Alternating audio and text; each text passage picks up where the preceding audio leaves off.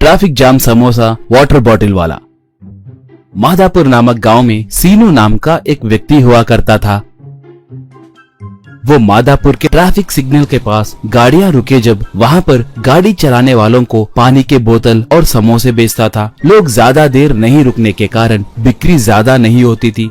इससे सीनू अपने पहचानत के एक ट्रैफिक कांस्टेबल से बात करके उसके हाथ में थोड़े बहुत पैसे थमाकर वहां पर ट्रैफिक सिग्नल ज्यादा देर रुके जैसे करके वहां पर पानी के बोतल और समोसे बेचता था। सीनू को मधु नाम का एक बड़ा भाई था। सीनू का बर्ताव अच्छा नहीं लगने के कारण उसके पिता भद्री उनका घर मधु के नाम पे कर दिए। इस वजह से सीनू आए दिन दारू पी के आकर पिता से झगड़ा करते रहता था। एक बार सीनू खूब पी के आकर पिता से, क्या बढ़ाओ, अच्छे से चिकन मटन खाए क्या? कहा। भद्री तब, क्यों, कोई पिता से ऐसे बात करता है क्या? मेरे दांत नहीं है कहकर तुम जानते हो ना? सीनू, अरे रे, क्या तुम्हारे दांत नहीं है? तो फिर अपने बड़े बेटे को क्यों नहीं बताए? वो तुम्हारे लिए सोने के दांत बनाकर देता था ना।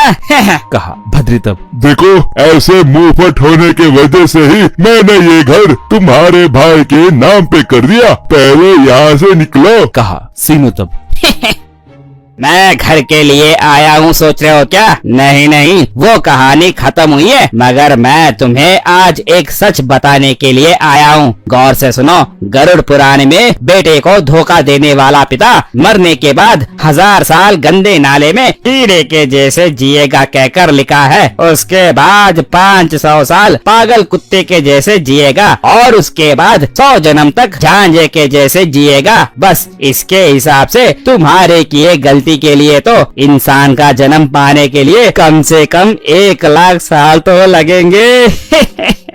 ये बात कहने के लिए ही आया हूँ। Enjoy, bye bye. अरे रुको, बहुत जल्द यमदूत तुम्हारे लिए यहाँ पर आएंगे, कहकर चला गया। ऐसे थोड़े दिनों के बाद सीनू उस ट्रैफिक सिग्नल के पास लोगों को नहीं रुकते हुए देखकर जानबूझकर किसी न किसी से लड़कर झगड़ा करने लगा तो सिग्नल के पास गाड़ियां रुकने लगे। यही मौका है देखकर वो जबरदस्ती लोगों को समोसे और पानी के बोतल बेचना शुरू किया। थोड़े दिनों के बाद लोगों को सीनू के प्लान के बारे में समझ में आकर थोड़े लोग वो झगड़ने से पहले ही समोसे और पानी के बोतल खरीदने लगे। ऐसे खरीदने वालों को वो जल्दी छोड़ने लगा। अगर कोई नहीं खरीदता तो उन्हें वो कभी कभार बिल्कुल नहीं छोड़ता था। एक बार सीनू सिग्नल के पास ट्रैफिक को ब्लॉक किया था, तभी वहाँ पर एक एम्बुलेंस आकर रुकी।